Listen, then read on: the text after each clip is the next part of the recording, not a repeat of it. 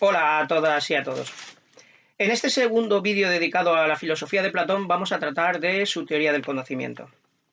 Y vamos a comenzar por el conocimiento, después del capítulo anterior que considerábamos introductorio, precisamente porque para Platón el conocimiento es fundamental, es la base en la que se apoya el resto de todo su sistema y, según Platón, el resto de las actividades humanas. Todas dependerían del conocimiento. Ello es lógico si teníamos en cuenta lo que decíamos en el vídeo anterior acerca de que Platón es un filósofo socrático, lo que significaba, decíamos, que la pregunta principal que guía todo su pensamiento, la que dirige toda su reflexión, es la pregunta acerca de qué es la virtud. Esta pregunta la analizábamos en sus dos términos, el qué es y la virtud, y nos damos cuenta que el primer término es la forma de la pregunta teórica por excelencia. Cuando preguntamos qué es algo, damos por supuesto que hay un conocimiento, que debería de haber un conocimiento válido, auténtico, correcto, de eso por lo que estamos preguntando. Un conocimiento, por tanto, distinguible del falso conocimiento. Es decir, que podemos distinguir lo verdadero de lo falso y justificar por qué es así o tener criterios de por qué es así. Por tanto, la pregunta ¿qué es la virtud? Implica saber qué es el conocimiento, cómo distinguir un conocimiento correcto de un conocimiento inadecuado. También veíamos que esa pregunta, ¿qué es la virtud?, implica algo más fuerte para nosotros, que es además que existe un conocimiento acerca de la virtud, porque hoy en día generalmente no podríamos aceptar, la mayoría de nosotros supongo que aceptaríamos que existe un conocimiento cierto y claro de la pregunta ¿qué es un triángulo? Nos lo proporciona la matemática, pero tendríamos muchas más dudas acerca de si existe una respuesta objetiva y verdadera, distinguible de una mera opinión, acerca de la pregunta ¿qué es la virtud? Pero este tema lo tendremos que abordar cuando pasemos a la cuestión más ética. De momento, por tanto, nos quedaríamos con la primera parte de la pregunta. ¿Qué es? Esto, como decía, implica que hay una forma de conocimiento válido de uno inadecuado. Pero esto es un asunto, obviamente, que ha preocupado a los filósofos a lo largo de toda la historia y tampoco fue Platón el primero que lo descubrió, sino que se conservan restos de filósofos presocráticos, por ejemplo, de Heráclito, que hablan acerca de cómo es el conocimiento auténtico, del verdadero conocimiento. Sócrates, por su parte, aunque la pregunta está bastante implicada en la pregunta del conocimiento, está bastante implicada por lo que él verdaderamente pregunta, que es cómo hemos de vivir o qué es la virtud. Sin embargo, por lo que sabemos, Sócrates mismo no formuló esta pregunta o no la formuló de la manera suficientemente clara e insistente como para que sus descendientes lo hayan considerado uno de los asuntos que le preocuparon principalmente.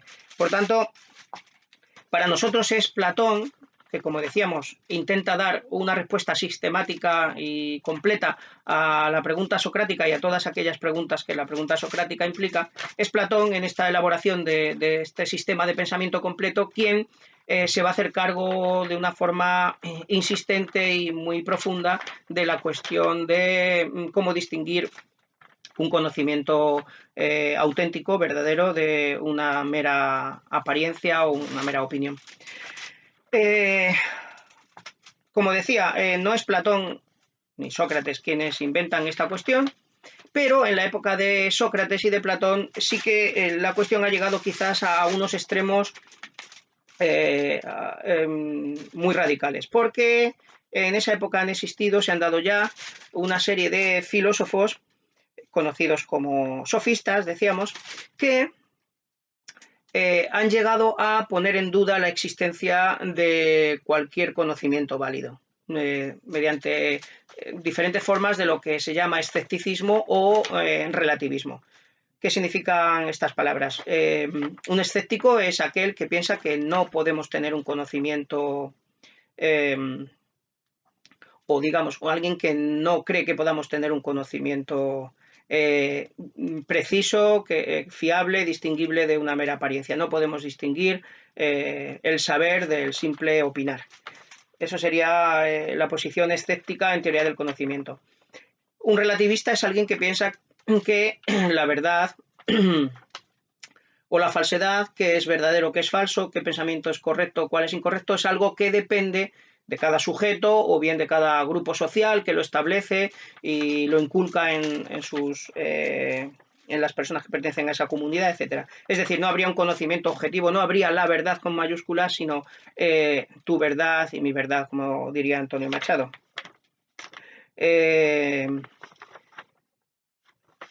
Claro, esta posición de estos pensadores sofistas es, podríamos decir, muy destructiva, al menos en el plano del conocimiento, porque si nos la tomamos al pie de la letra, significa que ningún conocimiento que poseemos, o la mayor parte de los conocimientos que poseemos, si es un escéptico relativo, pues ninguno de estos conocimientos es válido. Sócrates y Platón creen que esto es un gran error, que la posición relativista y la posición escéptica son un gran error, que además destruye, como decíamos, todo conocimiento. Platón llama a este error, a base de este error, lo que él considera un error, lo llama el odio a las razones, en griego misología, el odio a los razonamientos, el odio, en cierto modo, a la verdad objetiva. ¿Cómo han llegado algunas personas a desarrollar este odio o rechazo por la verdad o por el razonamiento? Pues Platón piensa que es algo parecido a lo que ocurre con la misantropía, que sería el odio, el rechazo de los hombres. Hay personas para las cuales toda la humanidad es mala, no hay nada salvable en los seres humanos, pues esto sería el equivalente a la misología. Y en un diálogo magnífico de Platón, el Fedón, él, en boca de Sócrates, dice que la misología se produce como la misantropía, debido a estar continuamente en contacto con muchos razonamientos que luego se han demostrado no fiables. Entonces, cuando uno está con personas o con razonamientos constantemente no fiables, puede fácilmente llegar a la conclusión de que no hay ninguna persona o ningún razonamiento fiable. Entonces se vuelve misántropo o misólogo. Es decir, odia a las personas o digamos, rechaza a las personas o rechaza los razonamientos.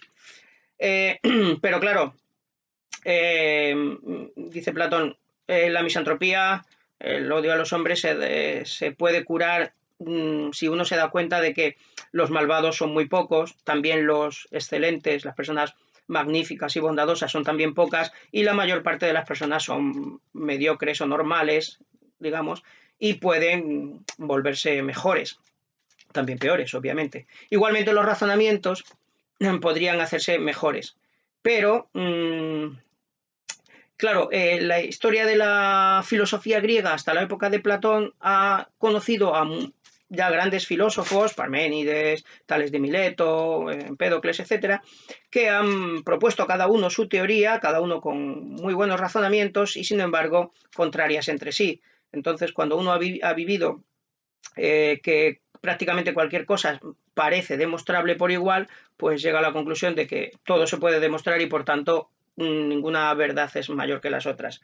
Los intelectuales sofistas que defendían este relativismo, por ejemplo, el más grande de ellos, Protágoras, al que Platón dedica mucha atención en varios de sus diálogos, especialmente en dos, Protágoras había llegado a la conclusión de que si uno es suficientemente hábil con el lenguaje puede demostrar tanto una cosa como la contraria. Entonces, este es el clima intelectual en que se encuentran Sócrates y Platón y contra el que quieren combatir, defendiendo que efectivamente sí existe un conocimiento válido. La gran distinción que Platón tiene interés en hacer, se empeña en defender, es la distinción entre saber y creer. No es lo mismo saber que creer.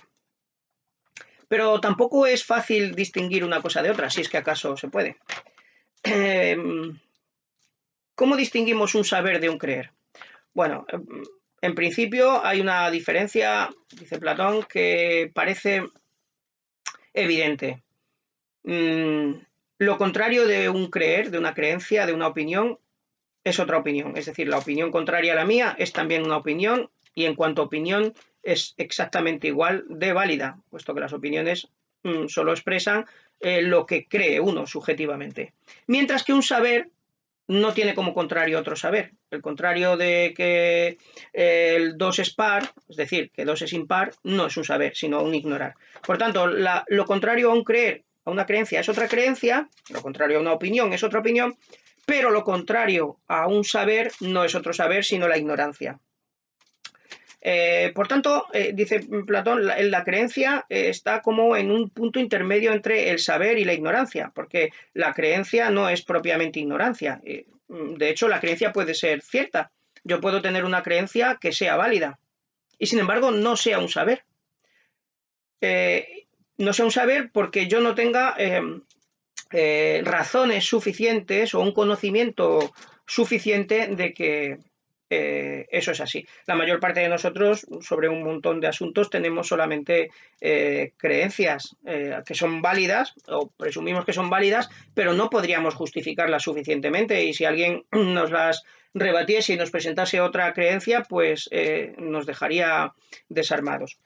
Bien, entonces la creencia está a medio camino entre la ciencia, el saber, que sería puro saber y por tanto su contrario es la ignorancia, y esa ignorancia. A medio camino estaría la opinión. Platón, en su lengua griega, llama al conocimiento válido, al saber, lo llama episteme, y a la opinión, al creer, lo llama doxa, opinión. Bien, ¿qué diferencia hay entre ellos? ¿Cómo podemos distinguir qué es un saber y qué es un creer? Podríamos pensar, pues, una creencia es aquello que yo pienso, pero es falso. Eso es una simple creencia. Pero como veíamos hace un momento, no es cierto esto. No, la diferencia entre el saber y el creer no es que sean verdaderos. Mi creencia puede ser verdadera. La diferencia parece ser que en la creencia, como decíamos, no hay una justificación suficiente, no hay una justificación de mi creencia. Pero ¿qué tiene que tener una creencia para ser, no una creencia, sino un saber, para ser verdaderamente válido? Aquí es donde entra digamos, la teoría sustantiva del conocimiento de Platón. Platón cree que lo que caracteriza a las creencias es que son todas ellas, voy a utilizar una palabra técnica que vamos a explicar enseguida, son contingentes. ¿Qué significa esto? Son contingentes significa que son así pero podrían ser de otra forma. Es aquello que contingente se opone a necesario. Algo es necesario cuando no puede ser de otra forma. Necesario lógicamente, algo que es por lógica necesario no puede ser de otra forma. Por ejemplo, creemos que es necesario, es una verdad necesaria que 2 sea par. No podemos concebir que 2 sea impar. Por tanto, que 2 es par sería una verdad necesaria. Sin embargo, que yo estoy hablando con vosotros, pues quizá, estoy hablando para vosotros, quizás es una verdad contingente. Es una verdad contingente en el sentido de que podría no ser así y podría ser falso. Podría ser incluso una ilusión mía que estoy hablando con vosotros. Pero, ¿qué tiene una cosa para ser contingente, un conocimiento para ser contingente o para ser necesario? Aquí Platón da un paso más y cree que la diferencia hay que asociarla a que algo sea racional o simplemente sensible. Para Platón, todos los conocimientos sensibles, es decir, todo lo que nosotros vemos y todo lo que podemos extraer a partir de lo que vemos, por ejemplo, todo lo que podemos figurarnos, imaginarnos, etcétera, todos estos conocimientos son contingentes. ¿Por qué son contingentes? Pues porque expresan conocimientos particulares. Por ejemplo, yo estoy ahora hablando delante de un ordenador.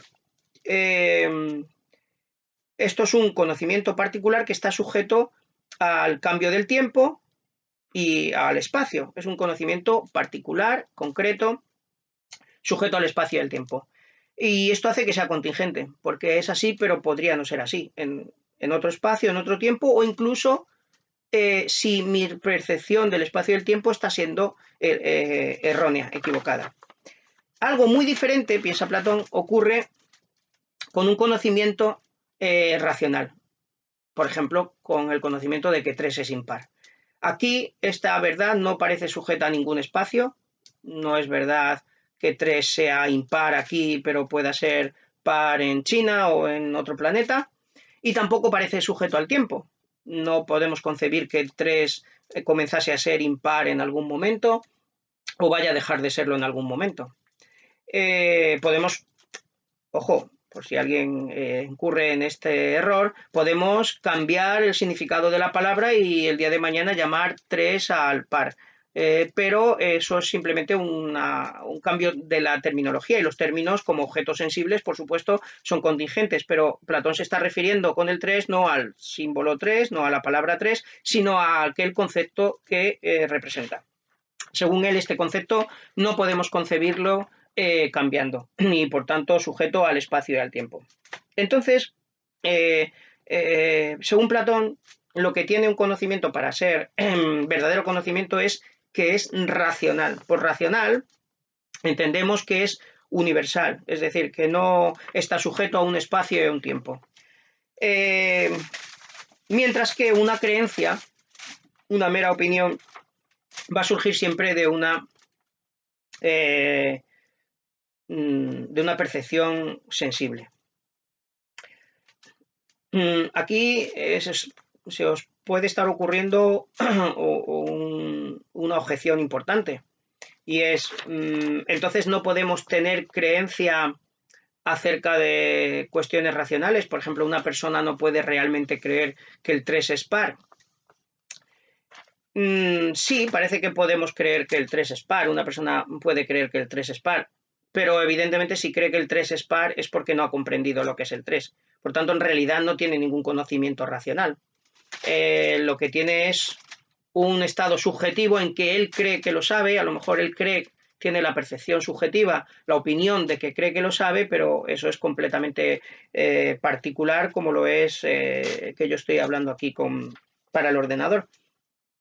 Si uno tiene realmente un conocimiento racional, no simplemente cree que lo tiene, sino que lo tiene, entonces no le puede caber duda de que es así y no puede estar equivocado. Uno no puede estar equivocado cuando conoce las matemáticas o cuando conoce otros conceptos que, según Platón, son racionales y son, por tanto, universales y necesarios.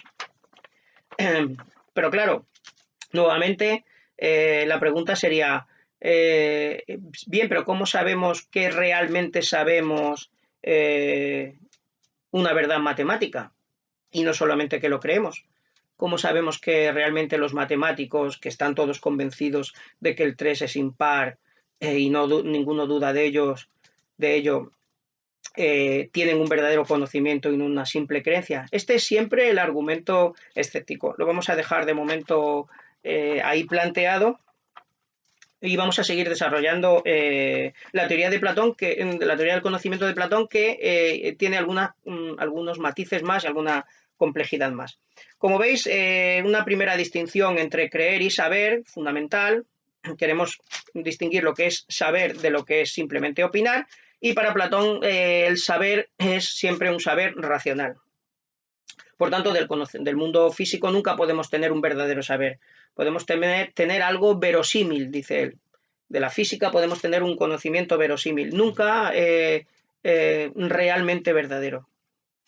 Eso hoy lo podríamos expresar diciendo que la física es necesariamente un conocimiento hipotético. Muy distinto parece ser de las matemáticas, donde hay un conocimiento necesario. Pero como os decía, la teoría del conocimiento de Platón entra en alguna sutileza más. Aquí estamos poniendo como ejemplo continuamente de un saber auténtico a la matemática, pero realmente Platón no cree que la matemática sea el grado supremo de conocimiento o la forma más perfecta de conocimiento.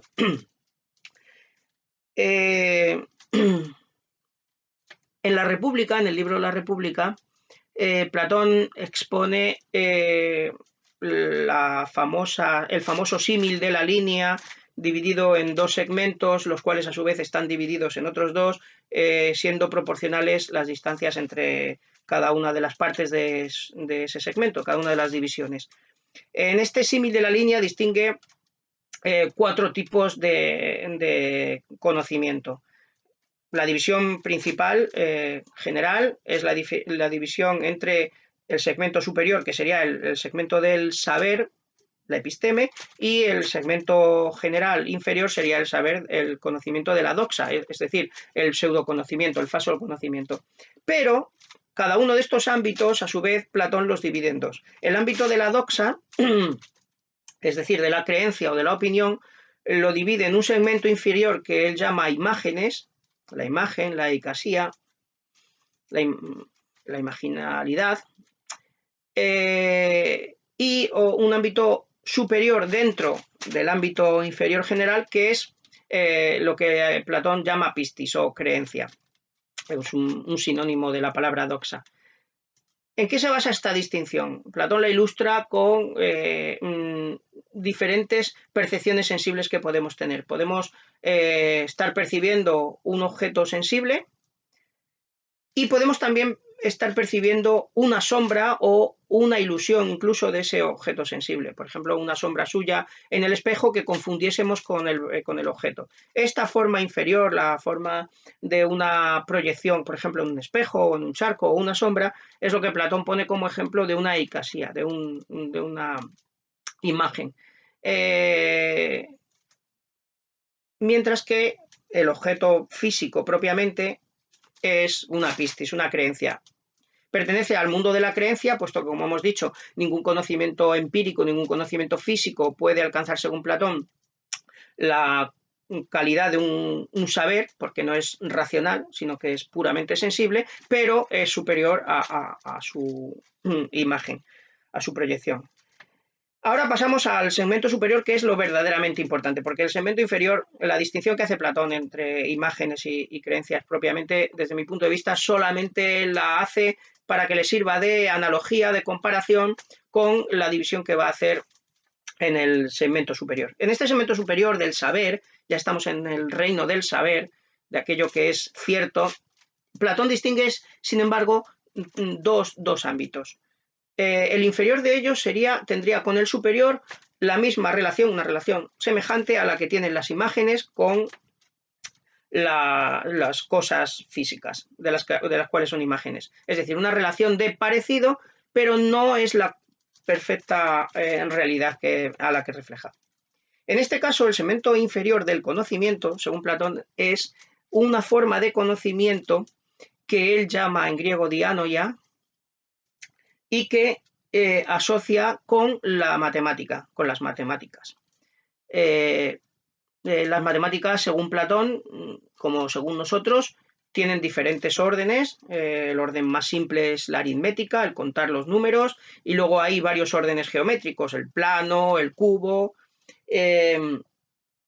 Y por último, piensa él, el cuerpo en movimiento, que sería lo que estudiarían tanto la astronomía como la armonía, según Platón, al menos como formas matemáticas, una cierta astronomía matemática que estudiaría el movimiento de los cuerpos perfectos, y una astronomía que haría lo mismo desde el punto de vista del oído, las proporciones que hay entre los sonidos, etc.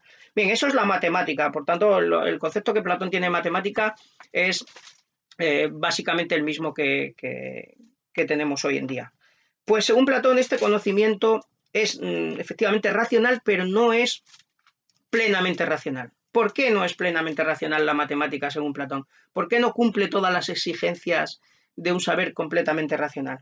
Pues por dos factores, de dos aspectos de la matemática que según Platón son irremediables cuando se hace matemática, y que hacen que no sea, como decíamos, un conocimiento completamente racional. Uno de esos factores es el que, según Platón, las matemáticas siempre parten de supuestos o hipótesis. La palabra es griega, hipótesis.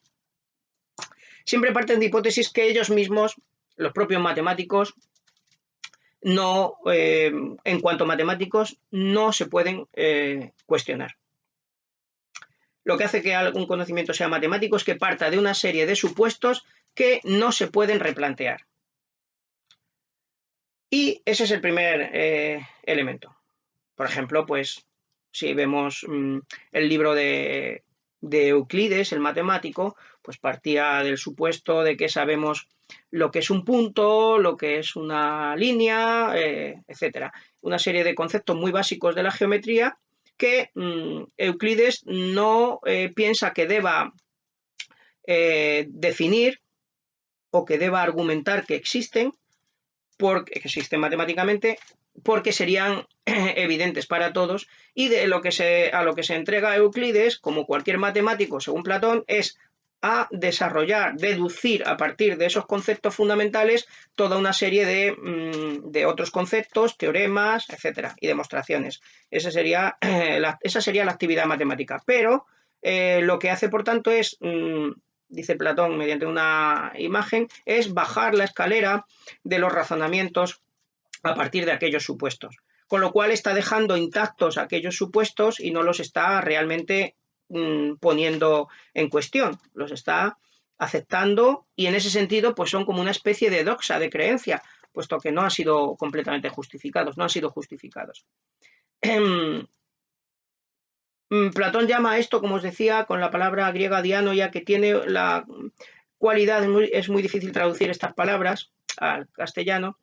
La palabra griega tiene la cualidad de constar de la partícula dia, que significa en griego mediante, a través de. Entonces, el concepto de dianoia es el concepto de un conocimiento que utiliza medios, un conocimiento, podríamos decir filosóficamente, mediado, no un conocimiento inmediato, no un conocimiento perfecto, sino un conocimiento a través de. Es como a través del razonamiento. Los matemáticos harían a través del razonamiento, pero no la razón pura. A este otro conocimiento, que sería el conocimiento perfecto, Platón lo llama, Platón le atribuye una capacidad intelectual superior a la dianoia, es decir, al razonamiento. Un conocimiento que él llama noesis, es decir, inteligencia pura, intelección pura, podríamos traducir. Y aquel área del saber al que se corresponde con la noesis, Platón lo llama la dialéctica, es decir, la ciencia, la episteme, la ciencia de los filósofos, según Platón. El conocimiento de los matemáticos, decíamos, parte de supuestos. A diferencia de ello, el conocimiento dialéctico no parte de ningún supuesto. Parte de supuestos, dice Platón, obviamente todos tenemos que partir de un supuesto, pero no para aceptarlo y a partir de ahí ya deducir el resto de verdades que se siguen de ahí, sino precisamente para utilizar ese supuesto como su palabra realmente indica, sub, es decir, por debajo, puesto por debajo, para que nosotros ascendamos. Por tanto, el dialéctico debería hacer el camino inverso, en lugar de bajar la escalera como el matemático, el camino de subirla, remontándose, dice Platón, de hipótesis en hipótesis, a cada vez a hipótesis más altas, hasta que alcanzara algún conocimiento que por su propia naturaleza ya no podría, no exigiría ir más allá, porque sería tan cierto por sí mismo, tan evidente y tan fundamental, que ya no tendría sentido preguntarse de dónde viene o de dónde se deduce esto, sino que al revés, a partir de ese conocimiento, que Platón llama, por tanto, no hipotético, anipóceton en griego, a partir de ese conocimiento no hipotético o anipotético, ya el filósofo sí vuelve a bajar, el dialéctico vuelve a bajar por los razonamientos, para luego volver a subir y estar en una especie de círculo del conocimiento que uno siempre puede replantearse y mejorar. Esa es una característica, una diferencia entre la matemática y la dialéctica, que es su relación con los supuestos. La otra característica que tiene la matemática y que la hace, según Platón, igualmente, un conocimiento no completamente perfecto, no completamente racional, es que, según Platón, los matemáticos siempre se apoyan, se entiende, siempre necesariamente se apoyan en imágenes tomadas de la sensibilidad. Por ejemplo, cuando el profesor de matemáticas nos explica trigonometría, pues dibuja círculos en la pizarra, tangentes, etcétera, ángulos, y los dibuja en la pizarra sabiendo, dice Platón, en su época no se dibujaban en la pizarra, se dibujaban en el suelo con un palo, pero el efecto es el mismo, sabiendo, dice Platón, que esos dibujos que se están utilizando, esas imágenes que se están utilizando, no son el verdadero objeto del matemático, porque evidentemente el círculo la circunferencia que trazamos en la pizarra no tiene por qué ser perfecta, de hecho, nunca puede serla. Por mucha precisión que quisiéramos ponerle, nunca alcanzaría una precisión absoluta, siempre estaría hecha de trazos rectos en algún punto, y por tanto el matemático, igual que los que están haciendo matemáticas, saben que el concepto al que nos queremos referir no es ese dibujo, pero no obstante dependemos de ese dibujo, como una muleta sin la cual parece que el matemático no podría pensar, según Platón. Por tanto, fijaros, la teoría de la matemática de Platón dice que la matemática efectivamente es un conocimiento racional, episteme, es un conocimiento válido relativamente hasta su nivel de validez, pero no es el conocimiento más perfecto que puede imaginarse, que puede concebirse, porque, repito, es un conocimiento hipotético y es un conocimiento apoyado en la sensibilidad. Bien, cualquiera de estos dos rasgos que Platón le atribuye a la matemática podríamos discutir si verdaderamente le pertenecen a la matemática, o bien un matemático podría ir más allá.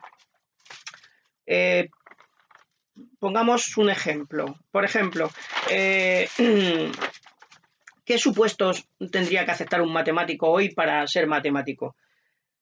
Pues, y cuáles ya no podría, los cuales por tanto no se podría plantear como matemático. Pues por ejemplo, podríamos decir que el matemático no puede plantearse si los números existen. Puede plantearse si existe tal número dentro del mundo de las matemáticas, es decir, si existe un límite para tal serie, o puede plantearse cuestiones internas del mundo de la matemática. Pero, por ejemplo, la pregunta de si realmente los números existen fuera de su cabeza o fuera del papel en el que está escribiendo, es una pregunta que le desborda completamente. No es una pregunta que se pueda responder con una fórmula matemática. Por tanto, la propia filosofía de la matemática no es matemática, es filosofía. Esto podría ser un ejemplo que ilustrase lo que Platón quiere decir. Pero Platón quiere decir también algo más. Quiere decir que el concepto de uno, por ejemplo, que utilizan los matemáticos, un concepto fundamental, tan básico como el uno, el concepto que el matemático tiene de uno no se lo ha planteado suficientemente. El planteamiento racional del uno incluiría, por ejemplo, plantearse, bien, el uno, si verdaderamente es uno, no puede ser algo divisible, puesto que si es divisible tiene partes. Sin embargo, vemos que los matemáticos dividen la unidad, incluso en infinitas partes. ¿A qué unidad se están refiriendo? En unos casos se refieren a la unidad de los números naturales, en otros casos se refieren a la unidad de los números reales, y son unidades que al mismo tiempo que tienen que significar lo mismo, tienen operaciones diferentes, tienen cualidades diferentes. ¿Cuál es el verdadero uno? Esta última pregunta, ¿qué es el verdadero uno?, según Platón ya desbordaría la matemática y sería una cuestión filosófica. Y esto, por supuesto, vale para todas las ciencias. Si vale para las matemáticas, vale para cualquier ciencia. Por ejemplo, pues un biólogo no podría plantearse realmente en el fondo qué es la vida, porque esto sería una pregunta de filosofía de la biología. En cuanto a que el matemático tenga que recurrir siempre a una experiencia sensible, a un dibujo, a una representación gráfica, ¿es esto verdad? Algunos filósofos piensan que Platón aquí dependía mucho de las matemáticas que se conocían en su época, que estaban fundamentalmente basadas en la geometría. No conocía las matemáticas abstractas que se han desarrollado sobre todo en la edad moderna de Europa y especialmente a partir del siglo XIX. Estas álgebras abstractas en las que parece que son puros conceptos como conjunto, elemento, pertenencia, etcétera. Estos conceptos son tan abstractos que podría dudarse de si Platón tiene razón en que necesitan una representación empírica, una representación gráfica de esos conceptos. No sé lo que respondería Platón a esta cuestión. Pienso que podría seguirse defendiendo que incluso hoy las matemáticas dependen de alguna forma muy sutil de una representación espacial, digamos. En general, evidentemente, la geometría depende de representaciones espaciales, pero a lo mejor también incluso las teorías de conjuntos y las matemáticas más abstractas en el fondo están representando formas espaciales que por muy abstractas que sean, son formas extraídas del mundo material, que es donde está el espacio, porque según Platón, el espacio no es algo que nosotros podamos atribuir a los conceptos puros, sino solo a los conceptos que están mezclados con la sensibilidad. Bien, esta sería la teoría de Platón acerca de las matemáticas. Entonces vamos a intentar ver qué piensa él de ese otro ámbito superior, la noesis, la dialéctica, que ya desborda todo conocimiento matemático y es un conocimiento racional puro. Es lo que Platón llama la dialéctica. ¿Qué es la dialéctica según Platón? Bien, a lo largo de sus textos, Platón trata de este tema a lo largo de muchos diálogos suyos y muy importantes. No parece fácil encontrar una caracterización única de lo que es la dialéctica en Platón. Pero fundamentalmente hay dos caracterizaciones. Platón hace dos tipos de descripciones de qué es la dialéctica. La primera descripción que vamos a analizar es la descripción que se basa en el concepto de hipótesis. Como decíamos a propósito de la República, el dialéctico sería aquel que se remonta de hipótesis en hipótesis hasta alcanzar una hipótesis superior, que ya no es hipótesis, puesto que no puede depender de otra, por tanto ya no es un supuesto, sino que es una verdad absoluta, y a partir de la cual ya sí que se pueden deducir lo que antes eran hipótesis, pero ahora ya dejarían de ser hipótesis, puesto que estarían demostradas a partir de aquello. Por tanto, el dialéctico sería aquel que toma una hipótesis cualquiera, bueno, evidentemente lo más alta, lo más racional, lo más sublime posible, pero para volverla a cuestionar, por ejemplo, la cuestión de qué es el uno y de dónde procede la naturaleza del uno, así hasta remontarse a algún conocimiento superior que, como veremos en otro capítulo, para Platón es la idea del bien, precisamente, lo cual es completamente razonable, decíamos, en un socrático. Esta sería la primera caracterización de la dialéctica, aunque también dentro de los textos de Platón no siempre la expresa de la misma forma, pero no podemos entrar en esas sutilezas. La segunda caracterización que Platón hace de la dialéctica, por ejemplo, aparece en un diálogo que os decía muy bello, titulado Fedro, y luego en diálogos de la segunda madurez o de la vejez de Platón, diálogos muy profundos como el sofista o el político. En esta otra caracterización, Platón describe a la dialéctica como la tarea de buscar la unidad y la diferencia, la unidad y la división. Al que sabe unir y dividir, dice Sócrates en el Fedro, de ese estoy yo enamorado, de esa actividad estoy yo enamorado y voy detrás de él a donde vaya. Esa actividad consiste en buscar primero la unidad a la que pertenece un concepto. Yo quiero definir algo, pues primero veo a qué género pertenece. Por ejemplo, quiero definir a mi gato, pues tengo que ver primero que pertenece al género de los seres vivos, por ejemplo, o incluso más alto, de los seres físicos o de los, como queramos. Y luego, a partir de ese concepto, lo voy dividiendo lo más meticulosamente posible, dice Sócrates, como un buen trinchador de carne que no corta por las articulaciones naturales, sino por cualquier sitio, no hace un estropicio. Igualmente, en la lógica, en la dialéctica, hay una manera correcta de dividir los conceptos, a ser posible de forma dicotómica, en dos partes, pares e impares, etc. Y así ir buscando división tras división hasta llegar al concepto que queremos definir que es el de gato, o más precisamente este gato. Esta sería la otra caracterización de la dialéctica. Por tanto, el dialéctico, por una parte, busca la hipótesis más alta, que no sea ya hipótesis, y por otra parte, intenta definir los conceptos a través de la unidad y la diferencia. ¿Qué relación hay entre ambas descripciones o ambas caracterizaciones de la dialéctica? Bien, podemos entender que la primera podría ser, por decirlo así, una descripción dinámica de lo que hace el dialéctico, y la segunda descripción, la de buscar la unidad y la diferencia, es la descripción estática de lo que consigue. Es decir, ¿qué es lo que busca un filósofo cuando se remonta de hipótesis en hipótesis?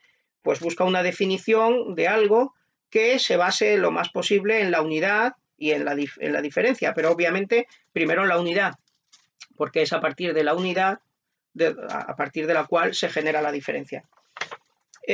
Por tanto, creo que con esto podemos hacernos una cierta idea de lo que entiende Platón por dialéctica. ¿En qué se basa? ¿Por qué piensa Platón que este es un conocimiento, el conocimiento más excelente que hay? Y que si seguimos este proceso de buscar la unidad racional de las cosas y su división, vamos a conocer la verdad. Él piensa que las cosas tienen, lo que realmente hace que una cosa sea lo que es las propiedades que tiene. Por ejemplo, la nieve es fría, dice Platón, no por otra cosa, sino porque participa del frío. Es decir, tiene el concepto frío. Por tanto, si yo quiero entender por qué la nieve enfría, tengo que comprender primero el concepto de frío, que es más universal, y la nieve participa de ese frío. Luego participa de alguna diferencia más, no todo el frío es la nieve, pero en la esencia de la nieve está el frío. Y así en general, si el 3 no se puede dividir por la mitad, es porque es impar. Por tanto, el 3 participa del impar, y el impar es una idea más genérica, más universal. Y así con todo. Según Platón, esta sería la verdadera forma de describir la naturaleza de las cosas. Cuando buscamos la definición de algo, la esencia de algo, tenemos que acudir a un conocimiento de este tipo. ¿Qué conceptos más fundamentales están implicados allí? Y luego, ¿qué conceptos más concretos generan las diferencias específicas que hacen que ese concepto sea lo que es? Bien, con esto vemos lo que es la dialéctica, y vamos a pasar a otra cuestión de teoría del conocimiento que quizá a alguno haya pensado al hilo de lo que estábamos diciendo y que es muy importante. Como hemos visto, Platón hace una condena aparentemente radical de cualquier conocimiento que se base en la sensibilidad y en la imaginación, en las imágenes. Todas las imágenes, según Platón, son contingentes, no son conocimientos racionales y por tanto no son válidas. Sin embargo, podríamos sospechar ya que esto no es toda la verdad si nos damos cuenta de que los propios textos de Platón están llenos de imágenes. Como decíamos el otro día, sus propios diálogos están construidos dramáticamente, literariamente, como figuras literarias llenas de personajes, de acciones, etcétera, y los propios personajes, cuando hablan, muchas veces ilustran Sócrates especialmente, ilustra sus tesis mediante símiles, mitos, etcétera. Parece una contradicción, es una paradoja que Platón denuncie que el dialéctico no puede depender de las imágenes, y sin embargo él en sus textos esté continuamente ofreciéndonos imágenes, más imágenes que ningún otro filósofo. ¿Cómo puede ser Platón tan racionalista y al mismo tiempo usar tantas imágenes? Además de esto, no es toda la verdad lo que decíamos, porque Platón mismo tiene la tesis de que para remontarse al conocimiento superior hay que empezar, los seres humanos no tenemos más remedio que empezar por aquello que nos encontramos ante los ojos, por decirlo así, ante los sentidos. Porque nuestro conocimiento, como vamos a ver en otra ocasión, según Platón, en realidad es un recordar, una especie de reminiscencia de recuerdo de conceptos, de esas ideas que nuestra alma ya ha contemplado, que de alguna forma posee, virtualmente, pero que no es consciente de que la posee. Entonces, al recuerdo de ese conocimiento auténtico que ya poseemos en nosotros, porque si no, dice Platón, no nos podría llegar de ninguna parte a través del mundo físico, no nos puede llegar un conocimiento cierto, por tanto, tiene que de alguna forma estar en nuestra alma, que lo tenga de siempre. Entonces, a ese recordatorio solo se llega a través de imágenes. Las imágenes del mundo sensible nos recuerdan aquellas ideas. Por ejemplo, pues cuando yo veo una cosa redonda en el mundo, me acuerdo, pongamos comillas, porque evidentemente no es un recordatorio psicológico en el sentido normal de la palabra, sino un recuerdo trascendental, nos acordamos, entre comillas, de que sabemos lo que es el círculo, porque si no, no podríamos reconocer esta cosa circular que nos encontramos ahí. Y entonces son las imágenes las que despiertan en nosotros el recuerdo de los conceptos. Y son las imágenes siempre un vehículo que debemos utilizar. Así que aunque en el final del viaje, al final del camino del sabio platónico, haya por fin que desprenderse, si es así, de todas las imágenes que nos han acompañado, que sean, como dice Wittgenstein en su libro Tractatus, una escalera que después de utilizar hay que tirar, aunque sea así al final, desde luego no puede ser así durante el camino. Los seres humanos tenemos la dialéctica, según Platón, como una meta quizás en extremo inalcanzable o muy difícilmente alcanzable, alcanzable por muy pocos, y por el camino necesitamos apoyarnos siempre de imágenes. Pero, ojo, muy importante, el uso que el dialéctico, o sea, que nosotros como filósofos vamos a hacer de las imágenes en ese camino de recordatorio es diferente que el uso que va a hacer el matemático y, por supuesto, que el uso que va a hacer el poeta, según Platón. El poeta, en primer lugar, para empezar por el poeta se va a quedar en el uso de las imágenes sin saber lo que significan. Significan mucho más de lo que aparentan, pero no es labor del poeta desentrañar qué significan, sino que él, por una especie de inspiración, como si fuese una especie de antena de los dioses, pero que actúa bajo la locura, es capaz de hacer imágenes preciosas que probablemente representen cosas muy altas, pero él no sabe qué representan. Por tanto, la actividad artística dirigida principalmente, según Platón, a la imaginación, tiene un gran potencial cognitivo, pero no lo tiene ahí de forma explícita, no lo desentraña. El matemático ya utiliza las imágenes de una forma diferente.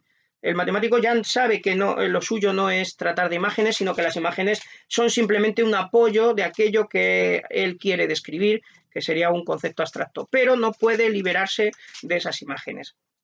Y no puede liberarse porque en el fondo el matemático no puede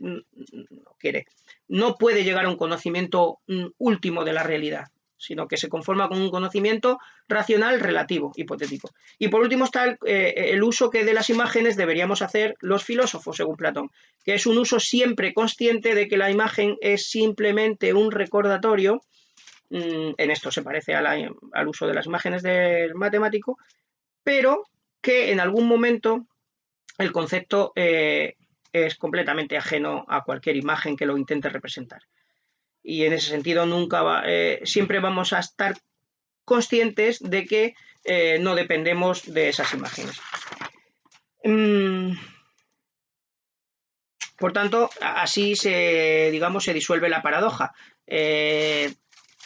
Platón utiliza imágenes, pero eso no quiere decir que esté entrando en contradicción con su tesis de que la dialéctica no debe estar completamente libre de las imágenes, porque lo que él nos está ofreciendo no es la dialéctica en su sentido ya realizado, sino un camino hacia la dialéctica, una invitación a la dialéctica, y evidentemente no podemos pretender nosotros que nuestro primer contacto con los grandes problemas filosóficos lleguemos a ellos sin ningún tipo de intermediación de la imaginación, que es aquello con lo que estamos viviendo continuamente y de lo cual a lo mejor nunca podemos desprendernos de todo.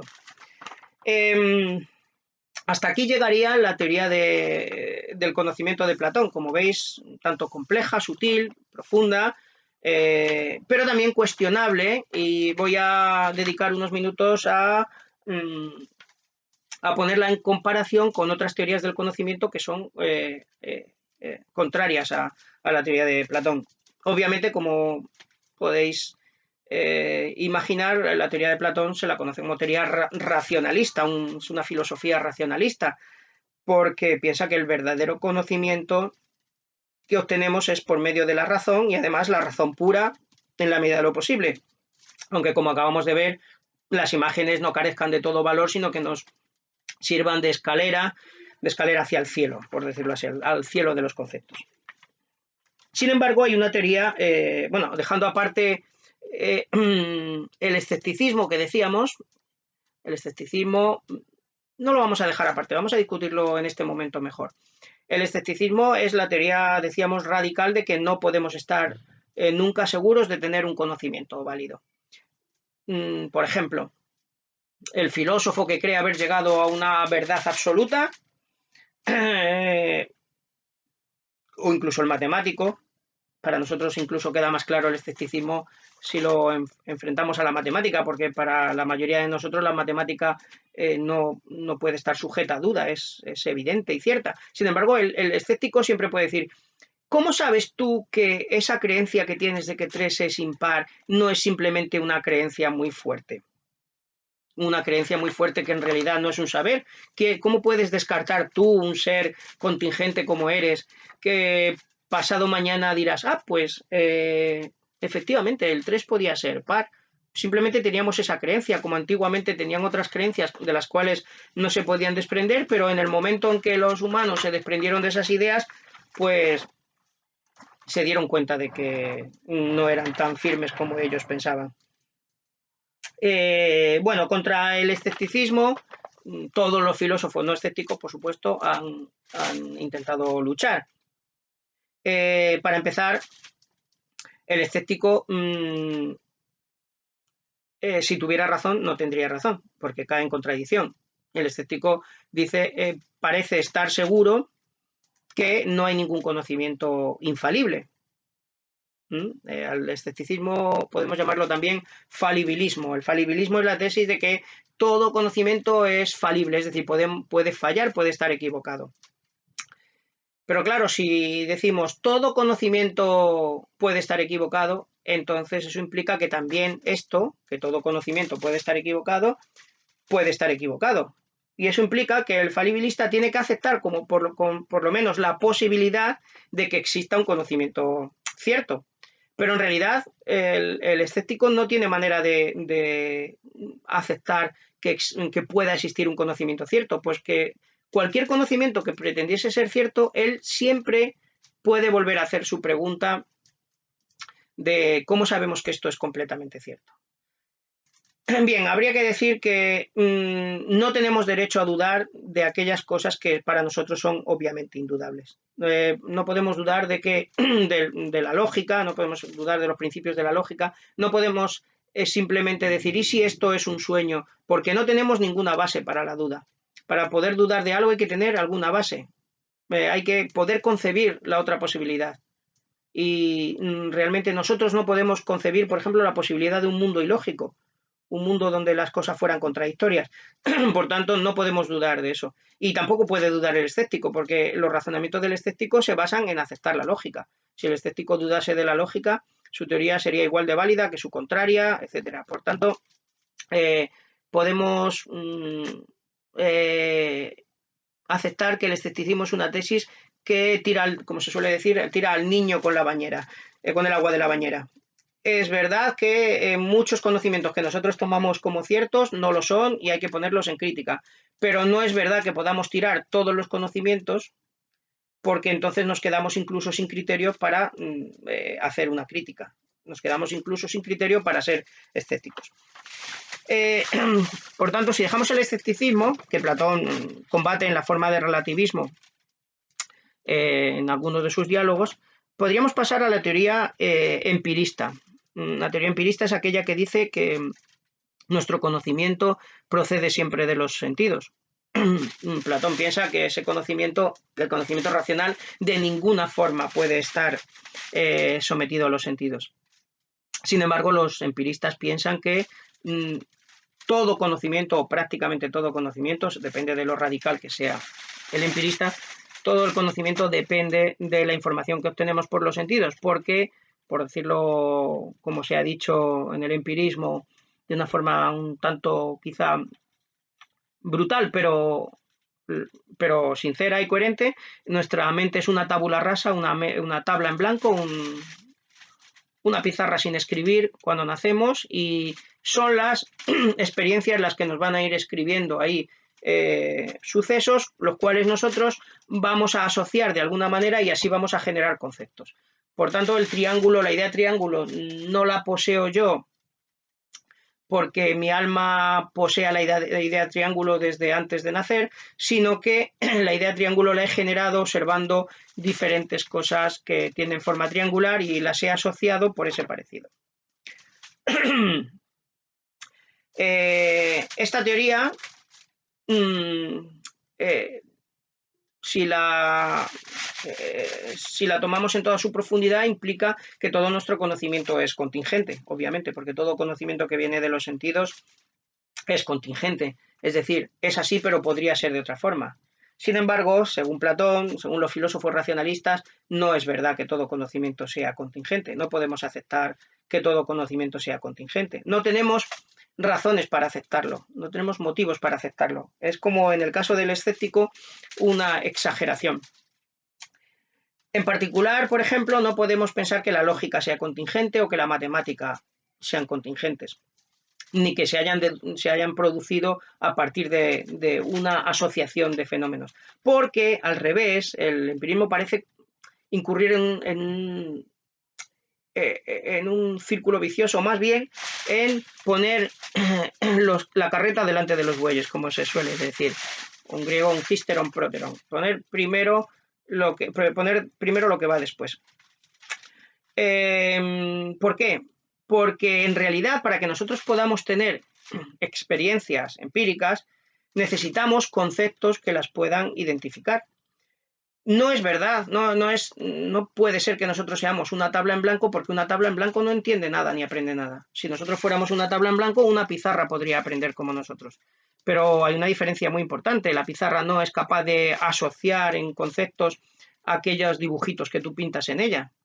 Mientras que en nuestra mente aquellas impresiones que llegan a través de los sentidos sí se asocian, por tanto la mente es activa, está asociando. ¿Y asocia en base a qué? Pues a una estructura que ella tiene. Si utilizásemos la metáfora informática, pues podríamos decir que la mente tiene que ser como un software que cuando llegan datos los puede organizar. Un ordenador que no tuviera instalado un software, que fuera una verdadera tabla en blanco, pues no podría evidentemente comprender nada. Y por último vamos a confrontar la teoría de Platón con la teoría de Kant. Kant no acepta el empirismo, no acepta que todo nuestro conocimiento proceda de los sentidos. Dice Kant, nuestro conocimiento es verdad que comienza con la información sensible, pero no procede todo nuestro conocimiento de la información sensible, sino que precisamente, dice Kant, aquello que es universal y necesario tiene que estar a priori de la experiencia, es decir, no se puede obtener de la experiencia. Por tanto, lo tenemos que aportar nosotros como sujeto. Tiene que tenerlo nuestra mente. Platón estaría de acuerdo con Kant en que nuestro conocimiento seguramente en esta vida comienza con la experiencia sensible y que no procede de ella. En eso estos filósofos estarían de acuerdo. Ahora, la diferencia está en lo siguiente. Según Kant, estos conceptos universales como unidad, causa, sustancia, etcétera, existencia, esencia, estos conceptos universales que nos permiten entender la experiencia y que, por tanto, en contra de lo que piensa el empirismo, no pueden proceder de la experiencia misma, sino que tienen que estar a priori. Estos conceptos, según Kant, sin embargo, no se pueden emplear para nada que vaya más allá de la sensibilidad. Es decir, no se pueden emplear para ningún conocimiento de los que llamamos metafísicos, que son aquellos que a Platón le interesan más, como son pues la existencia e inmortalidad del alma y la existencia en general de las ideas, especialmente de las ideas del bien, la justicia, etcétera, entendiendo por estas ideas, como veremos en el siguiente capítulo, seres reales, entidades reales, que no están en la mente simplemente de nadie, sino que existen objetivamente por sí mismos. Bueno, pues según Kant, este conocimiento, lo que Platón llamaría la dialéctica, no podemos tenerlo. Nos tendríamos que quedar, por decirlo así, en la matemática. Platón es Kant es el teórico del pensamiento matemático. Platón habría dicho, tú te has centrado en la dianoia. Tú sostienes que solamente es posible un conocimiento que continuamente se pueda apoyar en la sensibilidad. Porque según Kant, como según Platón también, por otra parte, según Kant, la matemática sí se apoya en la sensibilidad, porque las matemáticas siempre pueden confirmarse, por ejemplo, si yo hago una cuenta, 3 más 2, puedo confirmarlo contando mis dedos a lo largo del tiempo, porque según Kant, la aritmética es la cuenta del tiempo. Y la geometría se puede verificar en cualquier espacio. Hoy en día, con el desarrollo de geometrías de más de 4 dimensiones y no euclides, etcétera, eso es bastante más complicado de verificar, pero en cualquier caso, la matemática, según Kant, estudia el espacio y el tiempo, la forma del espacio y el tiempo, por tanto son sensibles. Sin embargo, aquellos conocimientos que pretendían Platón o los otros filósofos racionalistas no serían posibles. Aquí está la gran divergencia con Platón, porque Platón pensaba que estos conocimientos sí son posibles. Conocimientos que de ninguna forma puedan tener relación con la sensibilidad o tengan una relación directa con la sensibilidad, que se puedan expresar mediante la sensibilidad. Claro, no tenemos aquí tiempo de desarrollar detenidamente cuál sería el diálogo entre Platón y Kant si se encontrasen en el limbo, por ejemplo, que le diría Platón en este asunto. Pienso que al menos es obvio que Platón le diría a Kant que no hay suficientes razones para rechazar ese conocimiento superior, porque claro, ¿en qué se apoya Kant para pensar que ese conocimiento no es posible? Según él, nuestros conceptos solamente están hechos para experiencias sensibles. Por ejemplo, el concepto de sustancia para nosotros solamente tiene sentido si podemos ver una cosa física que se conserva igual a lo largo del tiempo. Yo muevo el ordenador de un lado al otro y sigue siendo el mismo. Pues eso sería el concepto de sustancia. Pero según Kant, el concepto de una sustancia inmaterial no nos lo podemos representar. Claro, no nos lo podemos representar, dice él, pero le contestaría Platón, no te lo puedes representar mediante la imaginación. Pero precisamente eso es lo que yo rechazo, que no haya conocimiento más que el que te puedes representar con la imaginación. ¿Por qué Kant piensa que todo aquello que no podemos imaginar no podemos pensar? Como diría también otro filósofo racionalista, Descartes, quizá Kant está confundiendo demasiado pensar con imaginar. Una cosa es que nosotros no podamos imaginar una mente y otra cosa es que no podamos pensar en ella, aunque sea un objeto presuntamente inmaterial.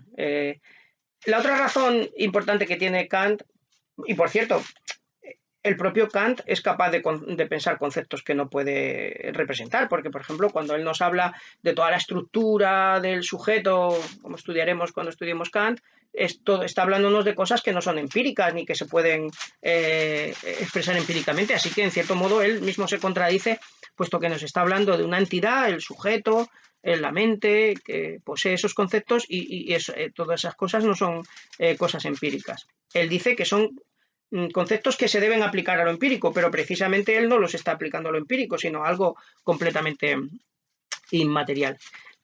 Y el otro argumento que utiliza Kant, y ya concluimos, es que cuando nos introducimos en la metafísica, en conocimientos que van más allá de la experiencia, necesariamente incurrimos, según Kant, en errores lógicos, en lo que él llama la dialéctica. La llama así precisamente por referencia, entre otros, a Platón. Es decir, cuando nos metemos en la dialéctica caemos en contradicciones. Podemos demostrar, por ejemplo, tanto que el mundo no tuvo ningún comienzo, como que lo tuvo. Podemos demostrar tanto que es infinito como que no. Podemos... eso serían las antinomias. Caemos también en otro tipo de falacias cuando hablamos del sujeto. Confundimos el hecho de que yo piense con el hecho de que necesariamente sepa qué es esa sustancia que piensa, etc. Desde luego creo que a Platón tampoco le convencerían estas argumentaciones de Kant, y diría que algunas de ellas seguramente se pueden resolver con un razonamiento correcto. Por ejemplo, si el mundo tiene un origen necesariamente o no, es algo que podemos resolver, y quizá incluso en un aspecto físicamente, pero en otro aspecto incluso metafísicamente, pensar si tiene más sentido una cosa que la otra. Y en general, esos razonamientos no prueban que sea imposible la metafísica. De hecho, bueno, pues de alguna forma, después de Kant, los filósofos se han seguido planteando estas cuestiones prohibidas. Bien, no me gustaría extenderme más. Creo que con lo que hemos visto es suficiente para hacernos idea de la profunda concepción que Platón tiene del conocimiento. Como os decía al comienzo, esto es básico porque para un platónico, como para un socrático, el conocimiento es el fundamento de nuestra actividad. Si no sabemos lo que está bien, no podemos realmente hacerlo, ni siquiera desear hacerlo, porque no sabemos qué es el bien. Por tanto, si no existiese un conocimiento adecuado, y por otra parte no existiese un conocimiento adecuado de ideas inmateriales, como es la idea del bien o de la belleza, no podríamos actuar de forma racional, dirigidos por el conocimiento. Por tanto, lo que acabamos de ver hoy, la teoría del conocimiento de Platón, es fundamental, y si ella cae, si fuera errónea, el resto del sistema de Platón sería inútil, por bello que fuera. Lo dejamos aquí por esta vez, y en próximos capítulos veremos pues, su teoría de la realidad, es decir, su teoría de las ideas, no desde el punto de vista del mero conocimiento como hemos hecho hoy, sino desde el punto de vista de la existencia, si realmente cómo argumenta Platón que las ideas existen y por qué. Bien, hasta luego.